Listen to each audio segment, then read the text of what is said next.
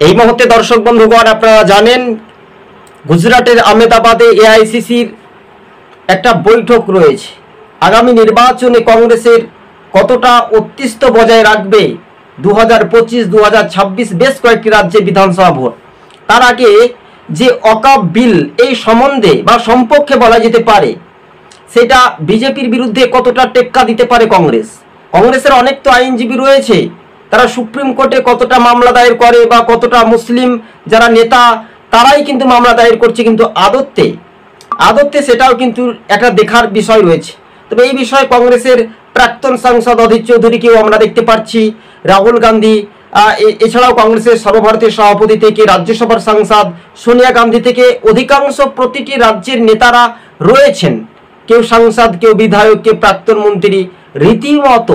রীতিমতো আপনাদের সঙ্গে সেই বিষয়টি তুলে ধরছি।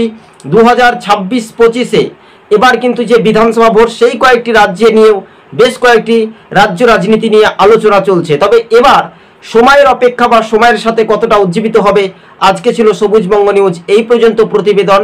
আপনাদেরকে আরও একবার খুবই ধৈর্য সহকারে ভালো করে মনোযোগ দিয়ে শুনে রাখবেন।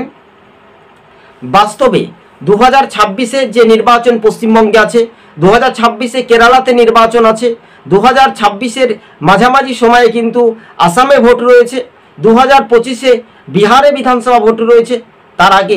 তার আগেই এআইসিসির তরফ থেকে যে একটা রাজনৈতিক যে সমীকরণ, সেই বৈঠক কতটা উজ্জীবিত হতে পারে দর্শক বন্ধুগণ, অবশ্যই আপনারা রীতিমতো কমেন্ট বক্সে আপনাদের মতামত জানাতে পারেন।